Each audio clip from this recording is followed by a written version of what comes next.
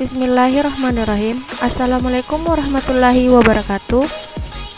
Nama saya Ayu Artuti, NIM 18044111181. Baiklah, di sini saya akan menjelaskan keamanan jaringan.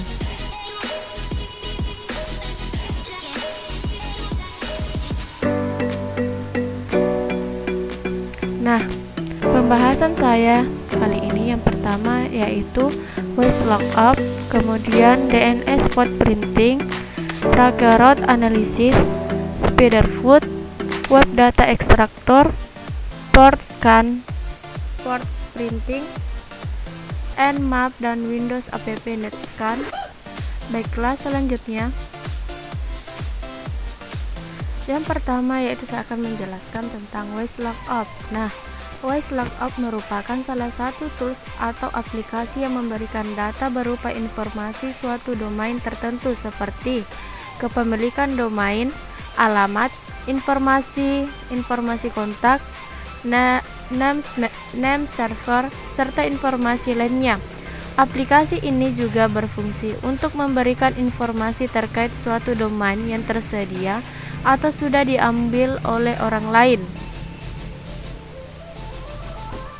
Nah, DNS adalah singkatan dari Domain Name System yang merupakan sebuah sistem untuk menyimpan informasi tentang nama host maupun nama domain dalam bentuk basis data tersebar. Nah, distributed database di dalam jaringan komputer, misalkan internet. DNS menyediakan alamat IP untuk setiap nama host dan mendata setiap server transmisi surat atau email exchange server yang menerima surat elektronik atau email untuk setiap domain. Nah, DNS biasanya digunakan sebuah layanan nama domain untuk menyelesaikan permintaan untuk nama-nama website menjadi alamat IP untuk tujuan menemukan layanan komputer serta perangkat di seluruh dunia. DNS menyediakan pelayanan yang cukup penting untuk internet ketika perangkat keras komputer dan jaringan bekerja dengan alamat IP untuk mengerjakan tugas seperti pengalamatan dan penjaluran atau routing. Manusia pada umumnya lebih memilih untuk menggunakan nama host dan nama domain.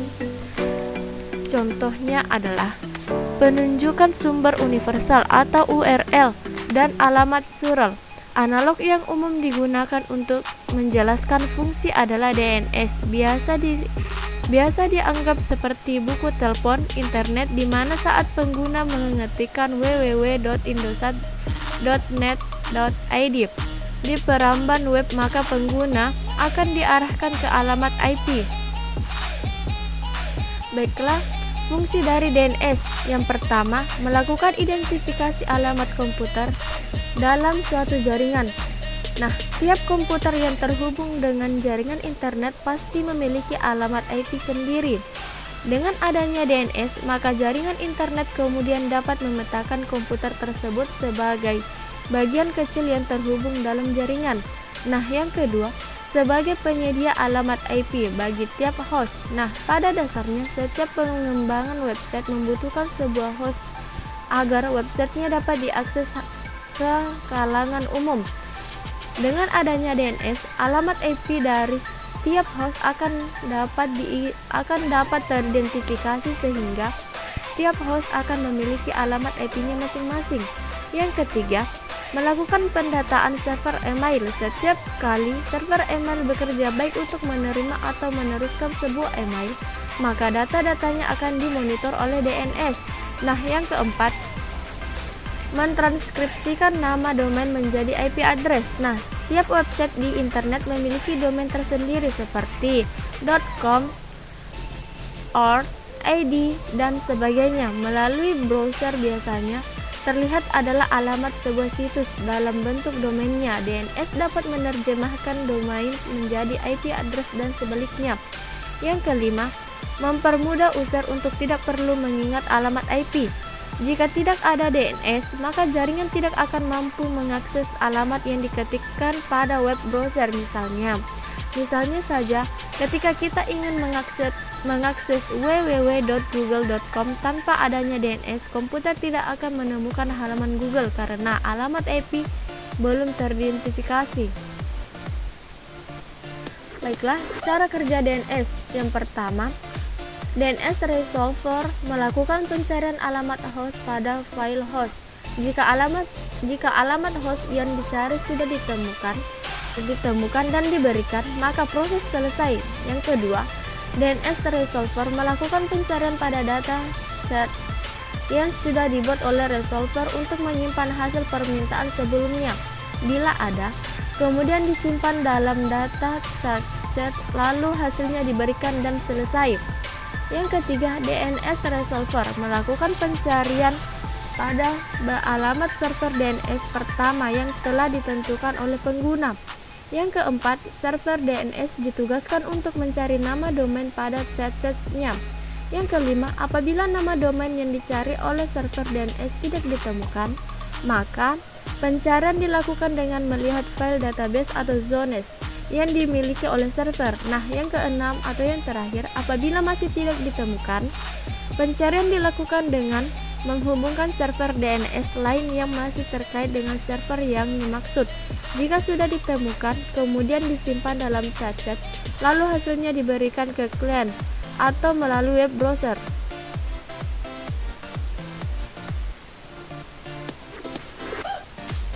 Nah, pod printing. Pod printing adalah proses mengumpulkan informasi sebanyak mungkin tentang target. Hal ini dilakukan untuk mengidentifikasi berbagai cara untuk masuk ke dalam sistem jaringan suatu organisasi. Pod printing merupakan langkah awal dari penyerangan sebuah sistem penyerang mengumpulkan informasi sensitif yang tersebar di publik. Dengan informasi-informasi tersebut, dia dapat menggunakan teknik seperti social engineering. Nah, serangan ke jaringan dan berbagai macam serangan yang dapat mengakibatkan kerugian finansial dan kerugian sisi reputasi bisnis. Pod printing dapat dibagi menjadi dua, yaitu yang pertama inner pod printing dan kedua outer pod printing. Nah, inner pod printing adalah pencarian informasi terhadap suatu situs di mana Anda sudah berada di dalam jaringan komputer tersebut. Anda sudah berada di dalam gedungnya dan menggunakan fasilitas internet gratis. Nah, sedangkan outer pod printing adalah pencarian informasi terhadap suatu situs di mana Anda tidak berada di dalam jaringan komputer target atau Anda berada jauh dari komputer target. Nah, ancaman pod printing yaitu yang pertama, hilangnya privasi, kedua, spionase perusahaan, ketiga, sistem dan serangan jaringan. Tracker route. Nah, tracker route adalah alat diagnosa jaringan yang digunakan untuk secara real-time melacak jalur yang diambil oleh paket pada jaringan IP dari sumber ke tujuan. Juga melaporkan alamat IP dari semua router yang tersambung. Tracker route juga akan mencatat waktu yang diambil dalam suatu lompatan dan atau hold yang terjadi selama proses routing ke tujuan. Inilah pengertian tracker route. Utilitas ini merekam router atau komputer gateway khusus di setiap host melalui internet antara komputer Anda dan komputer tujuan yang telah ditentukan. Tracker route sangat berguna baik untuk memahami ketika terjadi masalah di jaringan internet dan juga mendapatkan ringkasan secara rinci dari internet itu sendiri. Umumnya, sebelum melakukan tracker route, untuk melihat apakah ada host pada jaringan, orang akan menggunakan utilitas lain bernama ping. Nah, tak hanya mampu menguji konektivitas layaknya ping tools, tracker route adalah salah satu perangkat analisis jaringan natif terbaik. Ia akan menemukan semua hop di antara source dan komputer tujuan, termasuk nama serta waktu delay. Ini semua dilakukan menggunakan protokol yang sama, yaitu ping dan ICMP, juga dengan mengubah bidang dalam paket IP dan TTL. Nah, cara kerja tracker route. Pada prosesnya, tracker route akan mengidentifikasi setiap komputer atau server dalam daftar tersebut dan mengakalkulasi berapa waktu yang dibutuhkan data untuk berpindah dari satu komputer ke komputer berikutnya. Jika terjadi gangguan dalam proses transfer data, Tracker Route akan menunjukkan di mana masalah tersebut terjadi. Menariknya, Tracker Route memiliki cara penggunaan yang sangat praktis. Jika Anda mengalami kesulitan dalam mengakses website tertentu, melakukan Tracker Route dapat membantu mencari tahu di mana masalah terjadi sepanjang jaringan. Tracker Route sering menggunakan Internet Control Message Protocol atau ICMP dengan nilai variabel time to live atau TTL. Waktu respon setiap lompatan atau hop nantinya akan dikalkulasi, dan sebagai jaminan akurasi, setiap hop akan mendapatkan query paling tidak sebanyak 3 kali. Ini berguna untuk mengukur respon hop tertentu dengan lebih baik. Tracker Route menggunakan pesan ICM dan TTL di header alamat agar dapat berfungsi. Alat Tracker Route biasanya disertakan sebagai utilitas oleh sistem operasi seperti Windows dan Unix. Juga bersedia Tracker Route berdasarkan TCP. Nah, berikut ini yang harus Anda ketahui tentang perjalanan data antara perangkat. Yang pertama ialah perjalanan dari satu perangkat ke perangkat lain dikenal dengan sebutan hop. Nah, jumlah yang diperlukan untuk membuat hop atau lompatan diukur dalam satuan milidetik. Yang terakhir, informasi yang bergerak di sepanjang Tracker Route dikenal sebagai paket. Spiderfoot dapat digunakan ofensif, yaitu sebagai bagian dari uji penetrasi kotak hitam untuk mengumpulkan informasi tentang target, atau defensif untuk mengidentifikasi informasi apa organisasi Anda, bebas memberikan bagi penyerang untuk melawan Anda. Nah, tujuannya ada 3 bidang utama di mana Spiderfoot dapat berguna.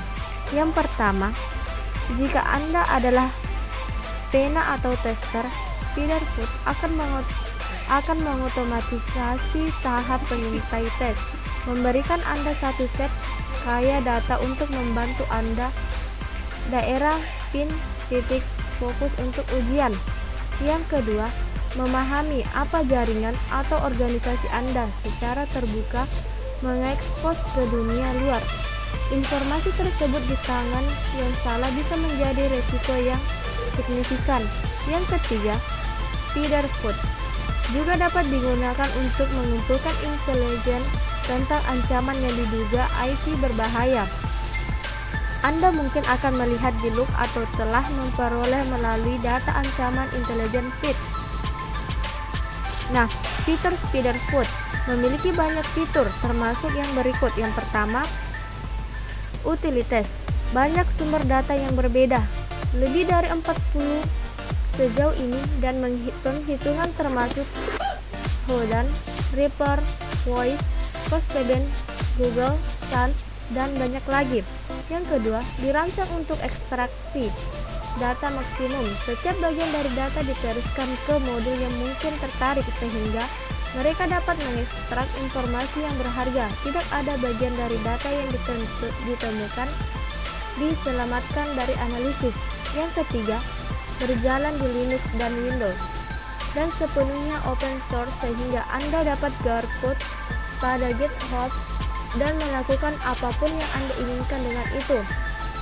Yang keempat, visualisasi. Built-in visualisasi berbasis JavaScript atau ekspor ke GEFF atau CSV untuk digunakan dalam alat-alat lain seperti JP misalnya. SQLite Backend, semua hasil scan disimpan dalam database SQLite lokal sehingga Anda dapat bermain dengan data Anda untuk isi hati Anda. Nah, yang keenam atau yang terakhir ialah scan simultan. Setiap scan jejak berjalan sebagai thread sendiri sehingga Anda dapat melakukan footprinting banyak target yang berbeda secara bersamaan. Nah, ekstraktor data web. Ekstraktor data web, perangkat lunak ekstraktor data web mengekstrak data dari internet, URL web, dan situs web. Web data ekstraktor adalah perangkat lunak terbaik untuk mengekstrak atau membuang data dari situs web dengan sangat cepat. Perangkat lunak ini menghemat waktu dan tenaga Anda.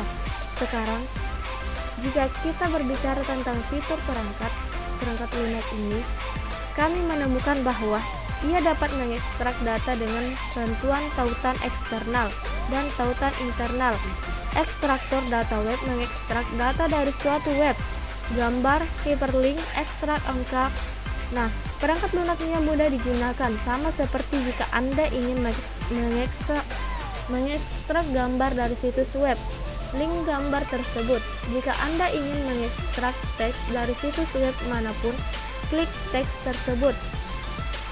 Jika Anda ingin mengekstrak hyperlink dari situs web, klik hyperlink.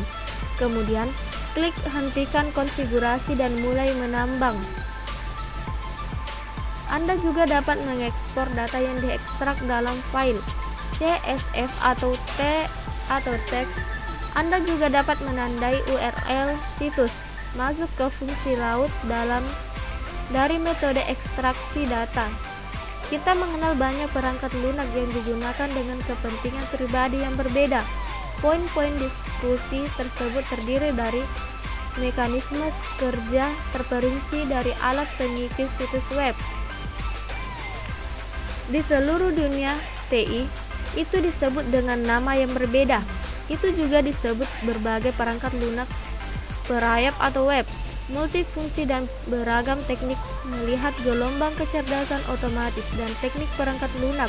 Pembongkaran penting lainnya, teknik ekstraksi mengambil data secara tabulasi dan semuanya dalam format masing-masing.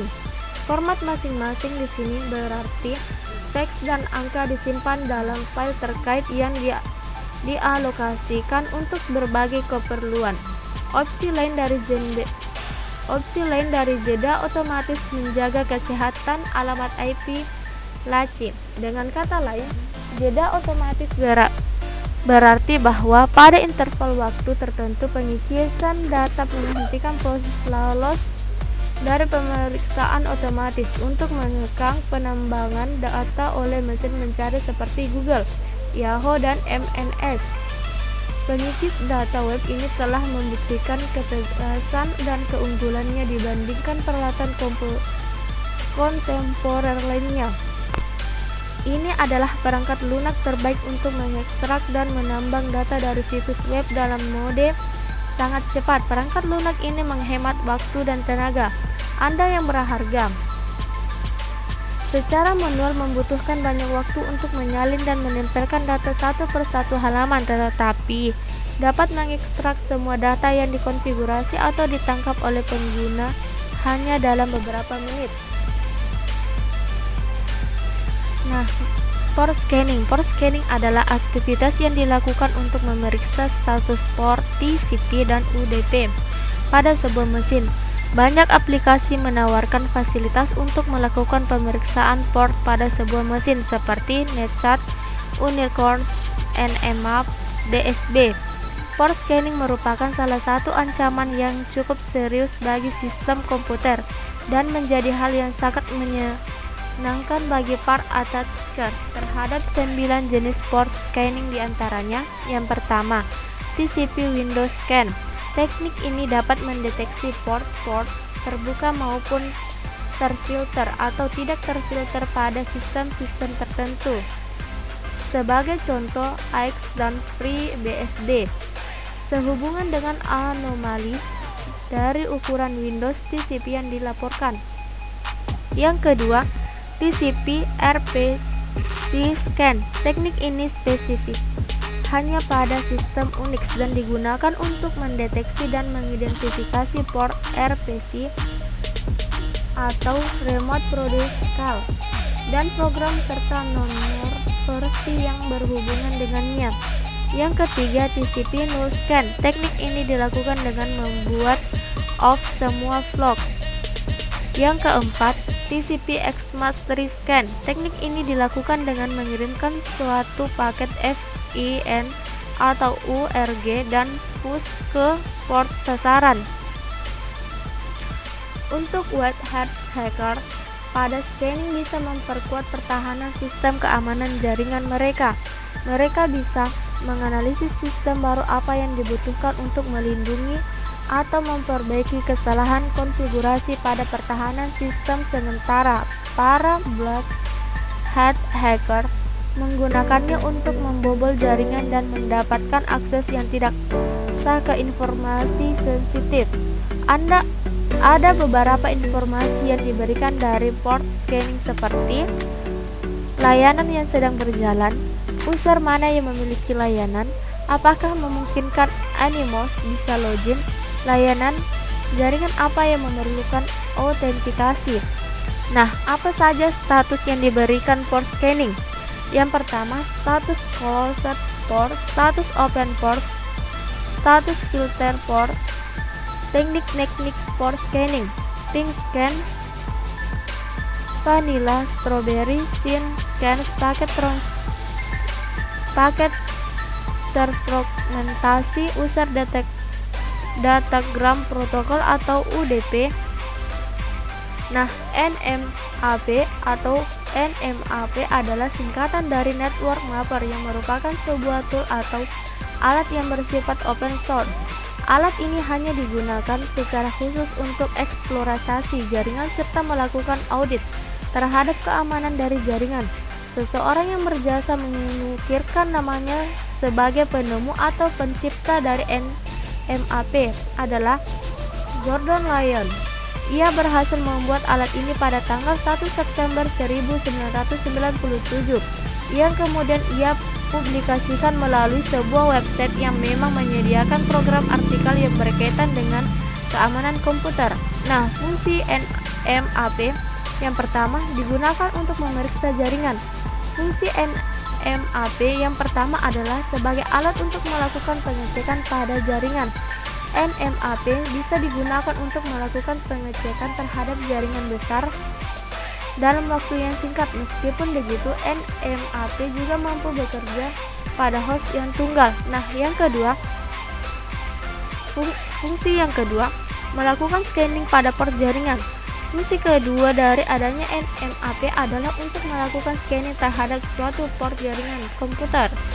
Nah, Microsoft Windows atau yang lebih dikenal dengan sebutan Windows saja adalah keluarga sistem operasi yang dikembangkan oleh Microsoft dengan menggunakan antarmuka pengguna grafis.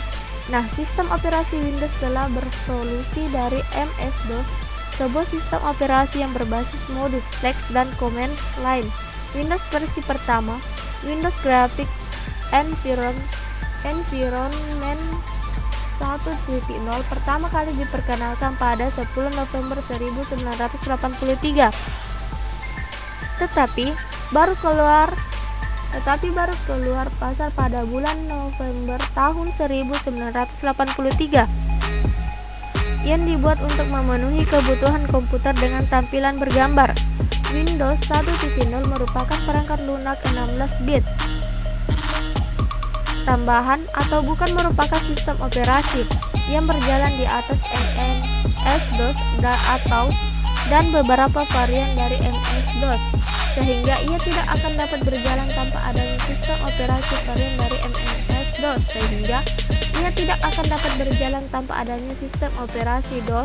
versi 2.x.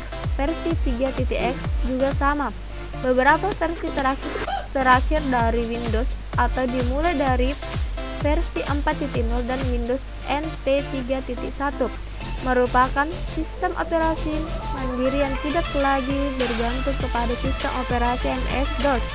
Microsoft Windows kemudian bisa dikembangkan dan dapat menguasai penggunaan sistem operasi hingga mencapai 90%. Baiklah, sekian dan terima kasih dari penjelasan saya. kurang dan lebihnya mohon dimaafkan. Wabillahi taufik wal hidayah. Wassalamualaikum warahmatullahi wabarakatuh.